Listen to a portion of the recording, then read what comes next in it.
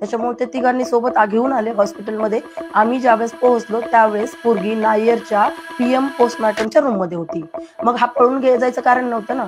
यांनी पोरगी पदरला सोडली, तिथूनच पळून गेला हा. सगळे पळून गेले. मला संध्याकाळी 7 वाजता मोबाईल फोन आला फोन आला आणि डायरेक्टली बोलला तो की मी गौरी गेली म्हणून. मी म्हटलं कुठं काय झालं? म्हणे की तिने फाशी घेतली आणि मी इथे मड्यासमोर उभा आहे. डायरेक्ट मला त्याचा फोन आला 7 वाजता. मी म्हटलं खरं सांगा कुठे आहेत काय? नाही म्हणे मी इथंच आहे आणि असं असं झालेलं आहे 7 वाजता. आणि विशेष म्हणजे मला म्हणायचं की आत्महत्या नाहीच आहे, ती हत्याच केलेली आहे. हत्याच केलेली आहे. ती तिघांनी केलेली आहे. शीतल गर्जे, आनंद गर्जे आणि अजय गर्जे. आणि आम्ही नसताना पोरीला हॉस्पिटलमध्ये घेऊन आला. हा एकटा आणू शकत नाहीये. त्याला सोबत कुणी ना कुणी पाहिजे. त्याच्यामुळे ते तिघांनी सोबत घेऊन आले हॉस्पिटलमध्ये. आम्ही ज्यावेळेस पोहोचलो त्यावेळेस पोरगी नायरच्या PM पोस्टमॉर्टमच्या रूम मध्ये होती. मग हा पळून जायचं कारण नव्हतं ना. यांनी पोरगी पदरला सोडली, तिथूनच पळून गेला हा. सगळे पळून गेले. त्याच्यामुळे ते हत्याच केलेली म्हणूनच पळून गेले ना. कारण दोष नसेल तर लोक घाबरतच नाहीत ना. काय होईल ते होईल, परिस्थितीला तोंड देतो माणूस. पण यांनी मारलं नंतर हॉस्पिटलला आणलं. हॉस्पिटलला आणून नंतर पळून गेला. ज्यावेळेस डॉक्टरांनी सांगितलं पोद्दारवाल्यांनी की डेथ झालं की तो गेला पळून. मग पोद्दारवाल्यांनी नंतर नायरला पाठवलं आणि मग तिथं पोस्टमॉर्टम रूम मध्ये ठेवलं. आम्ही सकाळी 3-4 ला गेलो तर ती नायरच्या PM रूम मध्ये होती. मग हत्या केली त्यांनी. आत्महत्या नाहीच, हत्याच आहे. आणि अनंतलाच एकट्याला अटक का? हे दोघं का नाही? हे दोघं फरार कसे काय आहेत? आणि तिचा दीर तर तिच्या सोबत राहत होता. अजय गर्जे हा तिच्या सोबतच राहत होता. मेंटली हॅरेसमेंट होती, दोघांची होती आणि हॅरेसमेंट मुळेच झालंय ते. आणि ते तिघांनी मारलंय. ते दोघांनाही अटक केलं पाहिजे. आणि बिलकुल कोणत्याही पक्षाचा कुणाचाही दबाव न होता जे यंत्रणा आहे पोलिसांची त्यांनी व्यवस्थित चौकशी केली पाहिजे. आणि मला ना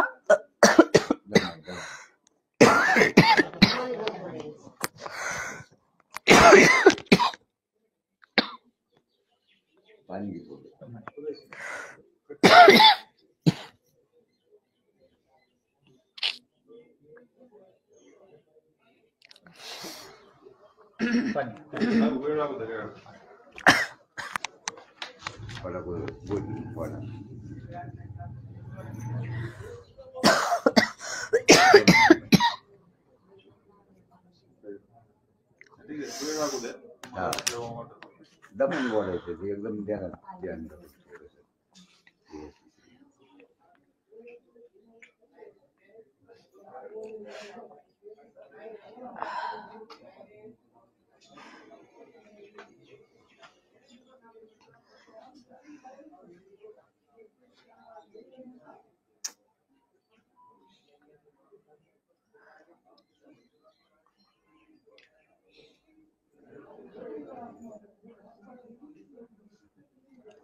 तुम्ही त्या ठिकाणी गेल्यानंतर काय पाहिलं होतं नेमकं? PM रूम मध्ये गेला त्यावेळेस काही व्रण वगैरे होते? हा, तिच्या डोक्यावर मारलेलं व्रण होता, डोक्यावर होता आणि छातीवर इकडे पण असं पूर्ण काळ झालेलं होतं. मी पाहिलं माझ्या लेकराला तिथं गेल्याच्या नंतर. मला गेले होते मध्ये मी तर पूर्ण डोक्याला मार होता. इथं डोक्याला लागलेलं होतं काहीतरी आणि इकडे पण लागलेलं होतं, छातीला पण मारलेलं लागलेलं होतं. आपण जर पाहिलं तर तुम्ही पण वैद्यकीय क्षेत्रामध्ये काम करता. आपण वैद्यकीय क्षेत्रामध्ये काम करत असताना जी PM रूम मध्ये गेल्यानंतर पाहिलं होतं नेमकं त्याच्यावरून काय आढळलं? खरंच ही हँगिंग मारामाऱ्या झालेल्या असणार, विषयच नाही. कारण डोक्याला मार लागण्याचा संबंधच नाहीये.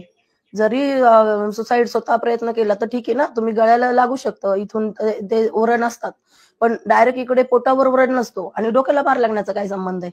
डोक्याला मार लागलेला होता ना लेकराच्या माझ्या. त्याच्यामुळे नाहीच आहे, हत्याच आहे ती. विशेष नाही. काय मागणी असणार आहे आणि एकूण जो आक्षेप आहे नेमका कुठल्या गोष्टीवरती तुमचा आक्षेप आहे? आणि राज्य सरकार असेल, विरोधी पक्ष असेल, यांना नेमकं म्हणणं काय आहे की या संपूर्ण प्रकरणाच्या अनुषंगाने कशी चौकशी झाली पाहिजे, कुणाकुणाची चौकशी झाली पाहिजे आणि काय यात कलम वाढवले पाहिजे?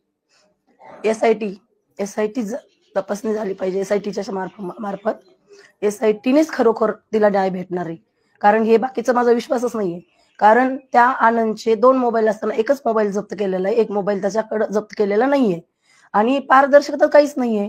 काय तुमचं काय 2-3 दिवस झाले ना हे होऊन, सगळं काहीच नाहीये. कोण काय करतंय, कोण काय करत नाही, काहीच नाही. SIT शिवाय कळणारच नाही आपल्याला काय होणार आहे ते. आणि हे 3 आरोपी इथं. त्याच्यामुळे 3घांनाही शिक्षा व्हायलाच पाहिजे. कारण मी माझी लेकरू शिकवलं, डॉक्टर केलं, एवढं मोठं इतकं सुंदर लेकरू कशातच कमी नसताना ह्या हरामखोरांनी जीवच मारले आणि त्यांना शिक्षा फाशीच व्हायला पाहिजे, विषयच नाही. SITनेच तपासणी करायची, मला बाकी काहीच म्हणायचं नाही, काहीच. एक आई म्हणून सावित्री महाराष्ट्राची लेख गेली, त्यामुळे सगळ्यांना तो संताप आहे की आरोपीला कठोर शासन झालं पाहिजे.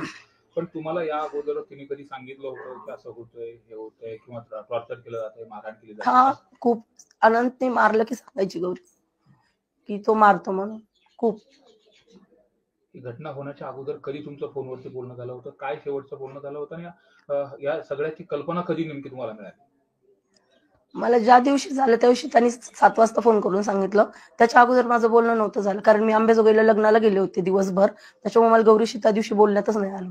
आणि आदल्या दिवशी त्याचा फोन, म्हणजे त्याचे मिस कॉल ह्यांना आले होते आणि तो कधीच असा कॉल करत नव्हता काय चाललंय विचारायला. भांडणं झाले तरच कॉल करायचा. मग ह्यांना मी म्हटलं कॉल करा गौरीशी पप्पा, पटकन कॉल करा, याचा फोन आलाय म्हणजे काहीतरी झालंय. मग त्यांनी रिसिव्ह नाही केला. मग म्हटलं गौरीला फोन करा, ती तर रिसिव्ह करल. मग त्यांनी तिला बोलले होते, ते म्हणे ठीक आहे, आम्ही जेवण केलंय, आता मिटलंय सगळं. आणि मग त्यांनी दुपारी, मग आम्ही लग्नाला गेलो अंबेजोगाई, त्याच्यामुळे बोलण्यात आलं नाही. संध्याकाळी 7 वाजता तर मला त्यांनीच फोन करून सांगितलं तुमची पोरगी मेली. आपण जर पाहिलं तर साधारणतः आत्महत्येच्या घटनेमध्ये ज्यावेळेस असं काही दिसतं त्यावेळेस पोलिसांना कल्पना दिली जाते, हा, परंतु आनंदनं असं फोन केल्याचं किंवा पोलिसांनी सांगितलं की ते तिथं होते किंवा नव्हते असं काही नाही. आम्ही गेलो तर आमचं लेकरू PM रूम मध्ये होतं. मग त्याला त्या घरातून आणलं कसं, तिथं हॉस्पिटलला नेलं कसं, असं आई वडिलांच्या परवानगीशिवाय नाही ना तिथलं काढायला पाहिजे. स्पॉट पंचनामाने द्यावा, त्यांनी ज्यांनी केलं त्यांनी उघड मीडिया समोर जाहीर करावं. स्पॉट पंचनामा, तिला उतरताना, तिला घेताना, तिला नेताना, तिला मारताना, हॉस्पिटलमध्ये नेताना. एकटं लेकरू एकाला जाऊ शकत नाही. 70 किलोचं लेकरू एकटा अनंत घेऊन जाऊ शकत नाही, हे त्याला पण विचारा तिथं. आणि जे की आहे की हे असं, याचं जे अफेअर आहे आणि हे असं जे माहिती ना, माझं लेकरू कशातच कमी नव्हतं. त्याच्यामुळे मी आनंदच्या अफेअर आणि त्याचं पहिलं लग्न झालेलं असताना मी माझं लेकरू डबल लग्नात दिलंच नसतं. त्याच्यामुळे जे हे बोलतात ना, पुरावे आणून दाखवा म्हणावं बोलणाऱ्यांनी, की लग्नाच्या अगोदर गौरीच्या आई वडिलांना हे माहित होतं की आनंदचं किरण अनंत गर्जेसोबत लग्न झालेलं असताना गौरीच्या आई वडिलांनी गौरीला दिलं. हे पुरावा आणायचा, मीडियासमोर बोलायचं, वायफट बडबड करायची नाही. वकील जरी असला आनंदचा, त्यांनी पण करायची नाही वायफट. त्याला पण लेकबाळ असन, तुझी लेक जावा तुझा जावाई मारून टाकील ना, त्यावेळेस तू हे बोलायचं. हा, माझी लेक नाही तशी. माझी लेकरला त्यांनी मारलं, त्यांनी म्हणजे त्याच्या बहिणीने मारलं, त्याच्या भावाने मारलं, त्यांनी मारलं, तिघांनी मिळून मारलं. माझी लेक त्यांनी उचलून हॉस्पिटलला नेली. एकटा माणूस कसा उचलू शकतो? 31व्या मजल्यात शिड्यात का कसा गेला? हा, आतून दरवाजा लावलेला होता ना, मग गेला कसा? कोणती खिडकी तिथं जाऊन बसवाट पण मला सांगा म्हणा, कोणत्या शिडीतून खिडकीत घुसला, खिडकीतून गौरीला काढलं बाहेर? असं कसं? मेली होती ना पोरगी, तू हात कसं काय लावलास?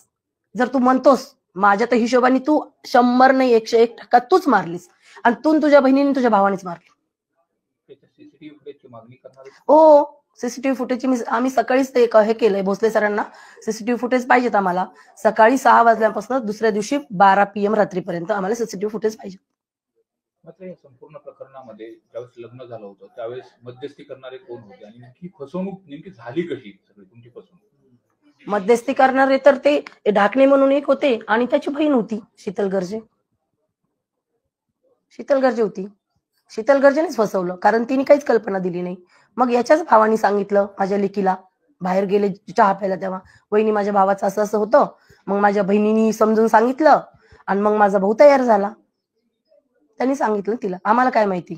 आणि त्याच्यानंतर आता दसरा मेळाव्याच्या दिवशी सामान शिफ्टिंग मध्ये ती फाईल सापडली माझ्या लेकीला, तेव्हा कळालं किरण आनंद गर्जे कोणी.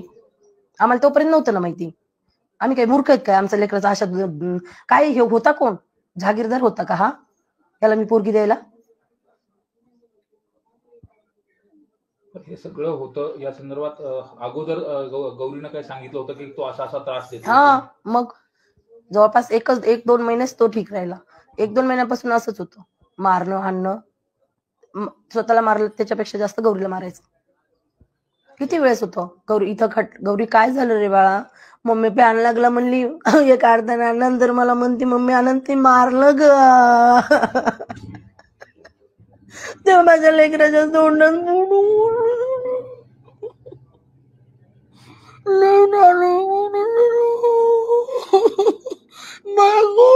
लई नालायक माणूस आहे.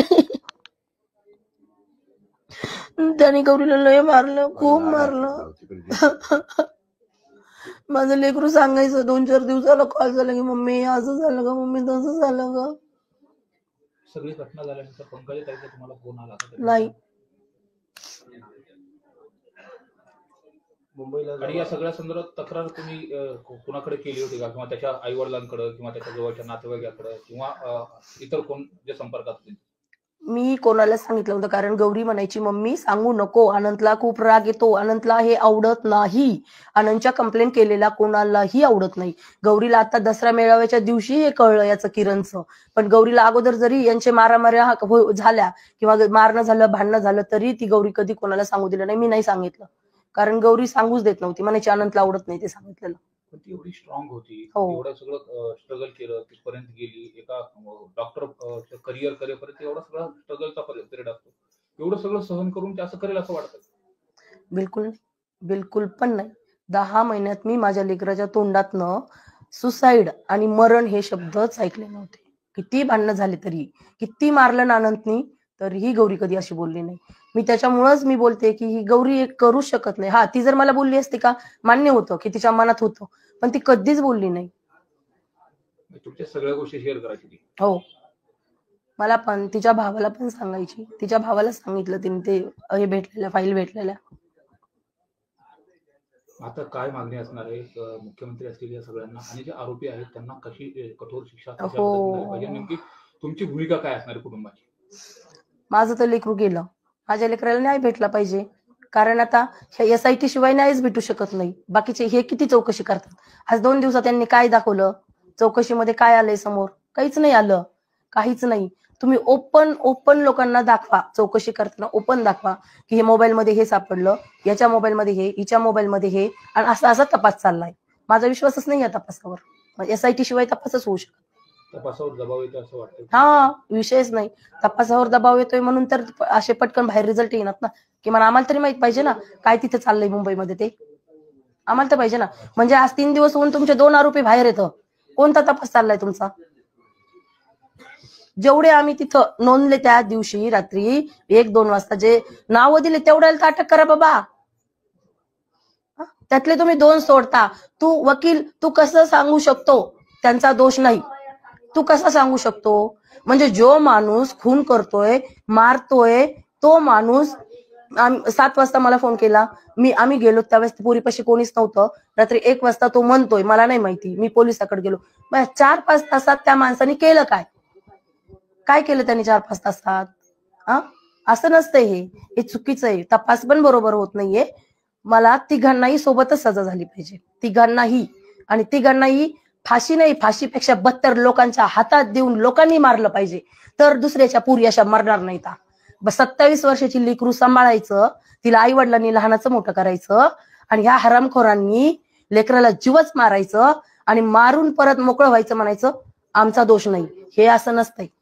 आणि इथं नाही भेटला तर वरचा बरोबर न्याय देतो. वाट बघ म्हणा आनंद गर्जे आणि शीतल गर्जेला. त्यांना लग्न एवढं थाटामाटात केलेलं होतं, स्वप्न सगळी पाहिलेली होती, पण आज ती सगळी पूर्ण कोमेजून गेलेली. याच्या पाठीमागे जो कोणी दोषी असेल त्याला कायदेशीर कारवाई करण्याच्या अनुषंगाने मुख्यमंत्र्यांना काय मागणी? SIT शिवाय काय होणार आहे? काय होणार आहे SIT शिवाय? मुख्य आरोपी म्हणजे आता शीतलनीच लग्न जमवलं ना. सगळ्या कामाला शीतलच होती. शीतल बाहेर फिरते. अजय 10 महिने माझ्या मुलीसोबत राहत होता. अजय बाहेर फिरतोय. आनंदनी तर केलेलंच आहे. आनंदनी सगळं इतिहास घडवलाय. आनंदचा तर विषयच नाही येते. त्याला काय म्हणणार आपण? हे दोघं तर बाहेरच आहेत ना. कोणता तपास चांगला आहे? अरे आम्ही नावं दिलेत ना तिथं, तुम्ही तेवढ्याच लोकांना घ्या. नाही, मला SITच तपास पाहिजे, मला बाकी काहीच नाही पाहिजे.